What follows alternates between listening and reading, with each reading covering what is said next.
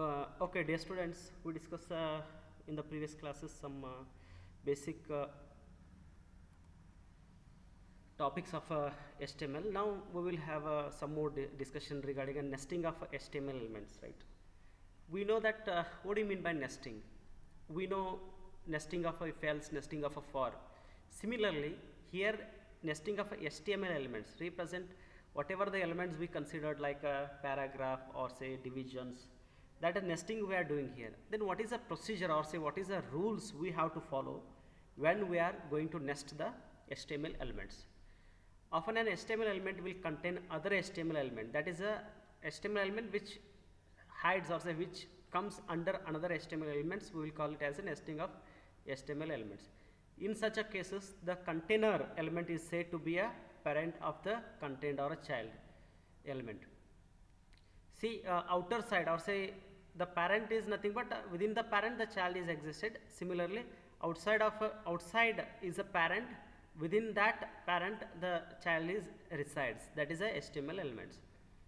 Any element contains within a child are said to be descendants of the parent element. Likewise, any given child elements may have a variety of ancestors. With the diagram we will get to know. Just I will have one part. This is a body which is started here, body, and which is ended here. It is a one HTML element. Body is a one HTML element. Within this body we will have a paragraph. This is a one paragraph. Where the paragraph is started, here the paragraph is started, and which is ended here the paragraph. So this paragraph P, that is nothing but this is something like it is. This paragraph is a child to which body. So who is a parent for this paragraph? Body is a parent. Or in a other word to say, that is the element contains within the childs are said to be descendant. Means what are the childs of a body? What are the childs of body? Or say which is a childs of body? We can call it as a paragraph. So this paragraph one element. So within the paragraph, what is a paragraph? This is sum. This is strong is a one more element we will call. Strong is a one more element we will call it is a strong is ended here. Strong is started, strong is ended. So we can call the strong as a child for this paragraph P. Similarly, this paragraph here the paragraph is started and ended. Again H1, it's a heading which is started here and which is ended here. So this H1 is also one child of the body. Again a division is also one child of the body. So how many child or say children for a body? 1, 2, 3 directly. Okay. Similarly, the diagram of this we can draw in this way. So the body, this is a body, the body which is containing a paragraph P, H1 and division directly. Body which contains a paragraph P, H1 and division. So in a single hierarchy, it's a division. If we will consider a body as a 0th level and it is a 1th level. In a 1th level, all are considered as a siblings of this parent, right? So in a descendant, what we will call it as a children. So body can have a P paragraph P H1 division as a children. P again which can have a strong as a children. These are all the siblings. Upward to say it's a ancestors, downwards to say it as a descendants. This is how the nesting. So some rules, how can we do the nesting here? It is given in the diagram. Before that we will go with some theory part. This underlining family tree, what is I shown here, the family tree, we can call it as a family tree or a hierarchy of the elements, will be important later in the book when you cover the cascading style sheets. Again, if you are learning the cascading style sheets, the diagram is very important, and JavaScript programming and parsing. This concept is called as a DOM. It's a document object model. We will learn this DOM cascading style sheet in the next coming topics. So here is this one more important point. In order to properly construct this hierarchy of the element, what do you mean by hierarchy of the elements? That's a parent child we considered there in the previous example. That is a hierarchy. Your browser expect each HTML element, HTML nested element to be properly nested. You have to nest properly there. Then what is the rules you have to follow? That is, a child's ending tag must occur before its parent's ending tag. This is the rule you have to follow. a child's ending tag must occurs before its parent's ending tag.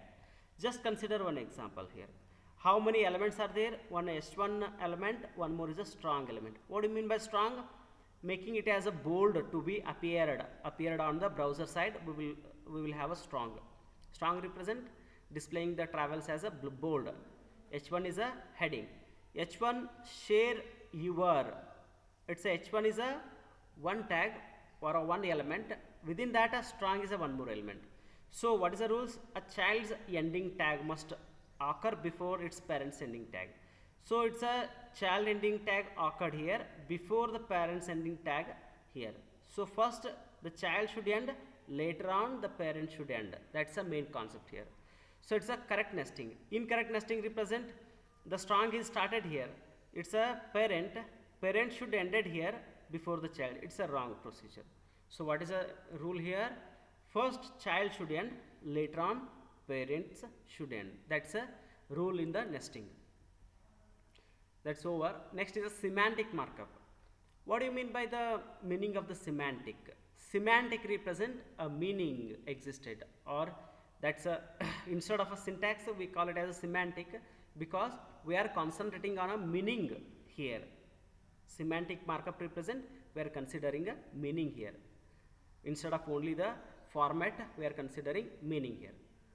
Some of the yellow sticks in the previous diagram we know some of yellow sticks notes and red ink markup examples are instructions that how the document will be displayed, in the sense that whatever the document you are going to display, how it should look like, which is a paragraph or say which is a heading, everything which is a bulleted characters, that we will consider it as a something like a semantic.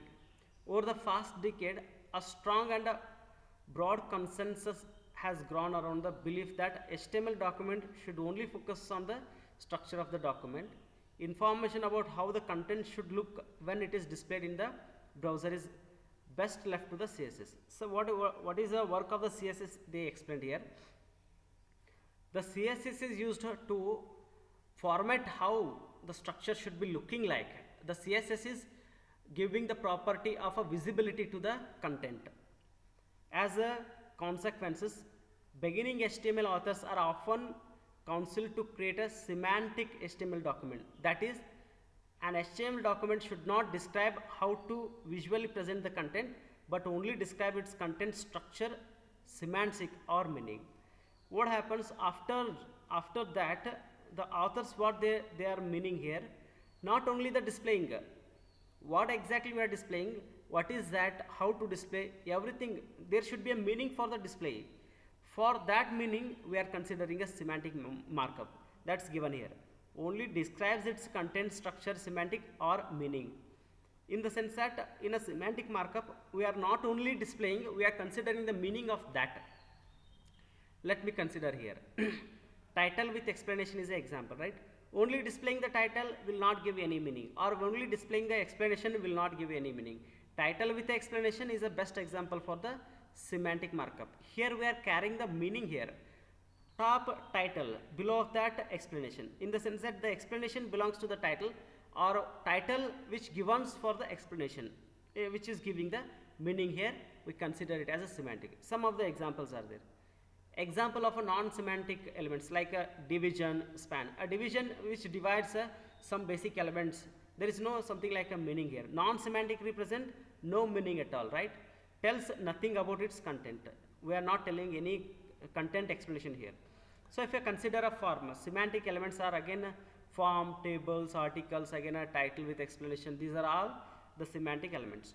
So you may thinking that whether only we are considering semantic? No. Whether we are only considering non-semantic? No.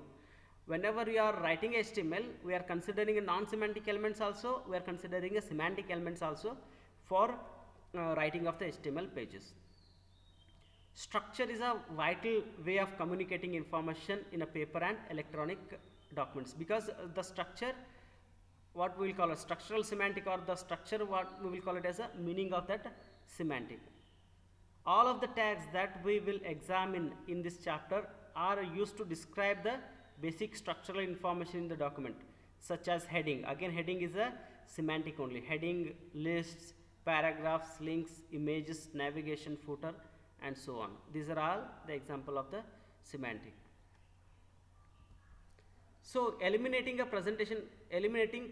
only the presentation oriented markup and writing a semantic HTML markup has a variety of important advantages. In earlier days, only they are using a presentation markup, only just something like giving the content only, what the content, how to display, whether is it a heading. It is not like that, only the presentation oriented, in the sense that only the visibility property without any meaning. So we are eliminating that by considering a what we call it as a semantic HTML markup. Then what are the advantages? In the examination they may ask advantage of a semantic markup or semantic HTML markup. We mentioned here 4. One is a maintainability. Semantic markup is easier to update and change than web pages that contains a great deal of presentation markup. In the sense that the first line explains, it's very easy to maintain the HTML pages by using a semantic markup, right? In the sense that if you will consider a title, below of that title you are considering explanation. If title is missing, then we can call it as a way, for that paragraph there is a title, right? Maintainability will be easier there. Our students are often surprised when they learn that more time is spent maintaining and modifying existing code than in writing a original code. In the sense that this explains you that maintainability is very important property in the web development. Then next is a faster. Semantic web pages are typically quicker to the author and faster to the download, right? Which can have a in the sense that semantic represent presentation markup along with the meaning which is holding here, and that is a faster one considering here. Next is a accessibility, in the sense that how we can access, right? Not all the web users are able to view the content on the web pages, in the sense that different users can use there. Users with a sight disability, the blind people, sight disability represent the blind people. Is that possible? The web pages can be used by the blind people? Of course, because you are adding a semantic markup in a HTML pages. Sight disability experience the web using voice reading software, right? If you consider any government websites, again they are using this concept, like a sight disabled people can use that website by using a voice reading software. Visiting a web page using a voice reading software can be very frustrating experience if the site does not carry the semantic markup, right? If you are not added the semantic markup in the HTML web pages, it is very hard to read that web pages or say website. Clear? In the sense that we must and should add a semantic markup in the HTML development for the blind peoples with the voice reading software. Next is a search engine optimization. Search engine optimization is also very important. Google is having a good search engine optimization. If you will give any queries, it will give you so much of a results there, because which is having a SEO, search engine optimization, better search engine optimization in the Google. For many site owners, the most important users of the website are the various search engine crawlers. What do you mean by crawlers? Crawlers are nothing but a software or a small code, set of codes which are used for indexing purpose of the different websites. If you Google there, it will give you a list of so much of websites below of that Google search. So there are the crawlers working behind that. They can get a different websites information and they will index that, and the index will be shown to your front page of the Google. That's the use of a crawlers. These crawlers are automated programs. That are the automated programs. If you type any search there, the crawlers are working there behind of that.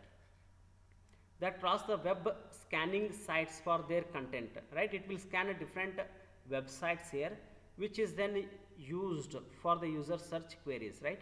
If you give the queries, crawlers will running there, they will visit the different websites and they will get the index of those websites, and they will be listed there in a front page of their Google search.